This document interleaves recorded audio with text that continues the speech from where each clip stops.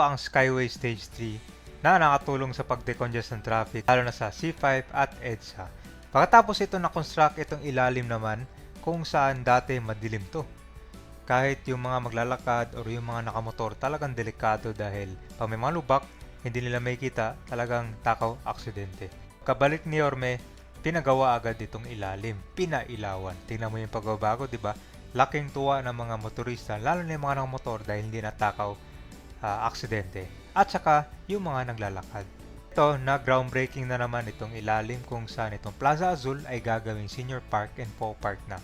Hindi lang siya imbaka ng basura or ginawang parkingan.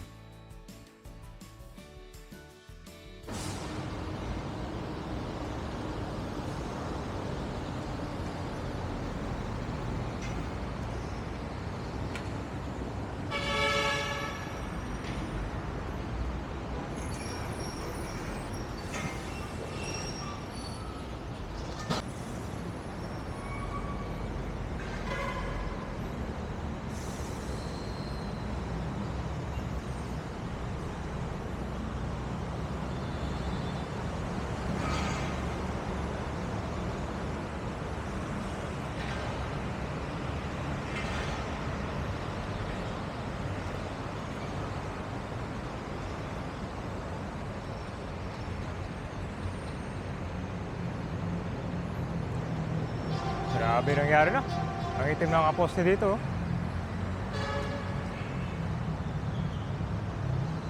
So hanggang dito yung gagawin. So ito yung kakatapos lang na groundbreaking dito sa gagawing Senior Citizen Park. So yun, nabanggit naman ni Yorme, marami na ginawa dito, lalo sa Land Expressway, Pandacan, Manila. Unang-una na dito yung pinailawan to.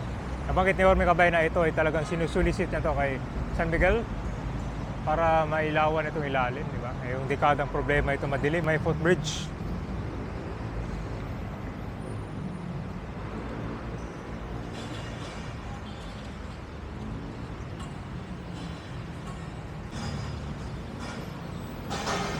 Sabi nga ni Yorme guys, may gagawin daw dito pero tarpaulin lang daw na. Kulang daw yung budget kaya inayos na.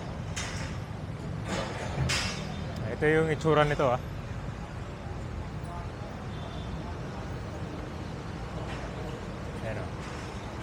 Senior Citizen Park and Pet Park. Development Plan Perspective.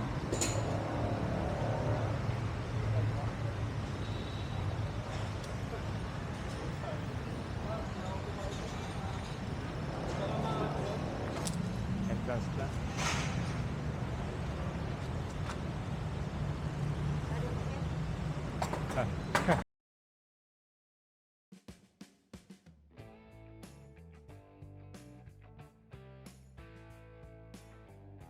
Magandang umaga po kay Mayor Isko Moreno Domagoso, Vice Mayor Chi Atienza, Yusek Gades Libiran, Engineer Andres, mga konsehal, barangay captains, and sa atin po mga opisyalis ng barangay, ng pamahalang lungsod ng Maynila, mga kasama ko sa MMDA, sa mga senior citizens po at mga residente ng Pandacan. Magandang umaga po sa inyong lahat. Nandito po tayo ngayon sa groundbreaking ceremony ng Senior Citizens Park and Pet Park dito po sa Pandacan, Manila. Ang okasyon pong ito ay isang mahalagang hakbang sa pagpapalawak ng green and open spaces dito sa Kalakhang, Maynila. Ang proyekto pong ito ay pinondohan mula sa Green program ng Department of Budget and Management at yung pong medyo Yorme, Yusek Gades, kulang daw po yung pondong binigay nyo para sa park na to. So, dinagdagan po yan ng MMDA ng counterpart fund para masiguro po na mas maganda, mas malaki at mas maayos na senior citizens park ang atin pong may tayo. Ang park po na ito ay may mga features tulad ng nature-based solution kung saan yung tubig ulan po ang gagamitin natin na pandilig sa mga halamang ilalagay dito. ito po ay magkakaroon ng mga espasyo para sa ating mga senior citizens kung saan pwede po kayong tumambay, magchismisan, pero higit sa lahat, makapag-zumba para po sa inyong mental and physical health. So, layunin din po ng proyektong ito ang pagbibigay pugay sa bantayog ni Maria Paz Mendoza Buanzon sa pamamagitan ng pag-aayos ng kanyang monumento. Depende sa pangangailangan. Katulad halimbawa, Anong project? dito sa Pandakan, simula nang nagawa ang Skyway, dumilim. Naging mapanganib sa gabi sa nagmamaneho at naghahanap buhay at mamamayan ng Pandakan. Hindi lang dumilim, kumalikabok. Araw-araw sinisimpot ng tao sa paligid dito ang alikabok at sementong natira sa open space dito. And that is hindi dahil ngayon lang yun. It's been here for the past 3 years. Open space. Nakatenga. May nagbalak pang magpatayo rito pero papel lang pala yun. Ay, hindi pala papel. Tarpaulin. But there is no papers, there is no project, there is no program. Now, nung ako po ay binigyan ninyo ng pagkakataon, mga Batang Maynila, immediately, I went to this area at night time.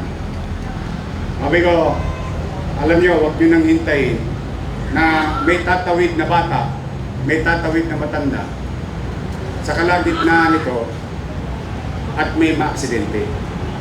Let's address this. Alaws na alaws tayo. Ano ang gagawin ko? But I did not stop there. So that's why, sabi ko kay Ramon Ang, sabi ko, RSA, baka po pwede makisuyo naman. Total, nakapaghahanap buhay naman kayo sa Maynila, baka pwede ilawan natin yung ilalim ng Skyway. Oh, ang puhunan ko lang doon, kapal ng mukha. Ang hindi ko naman ipinanghingi yung sarili ko. Mangyari ba? O tinugon. 20.8 million pesos ang binigay ni Ramona sa lungsod ng Maynila. Ano naging resulta? Lumiwanag ang boundary ng Manila hanggang dito sa dulo sa likod natin. Pangalawa,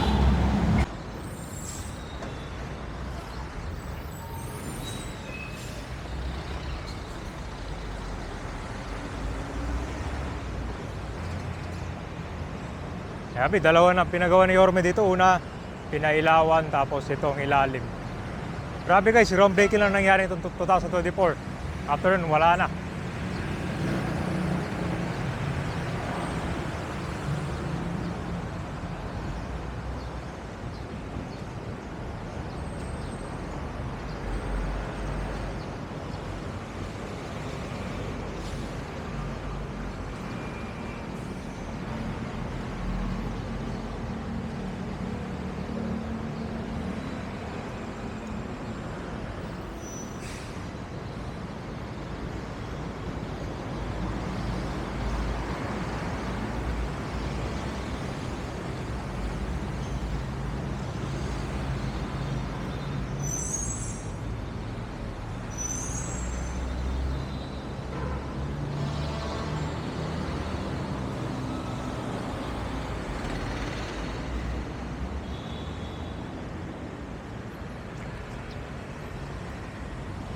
So mababa itong gagawing development ha.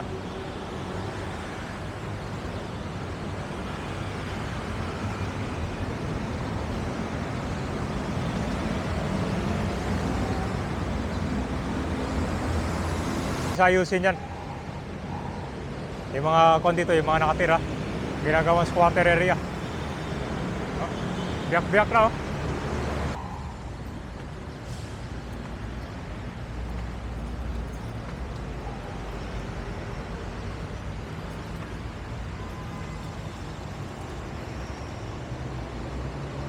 amoy konto ito.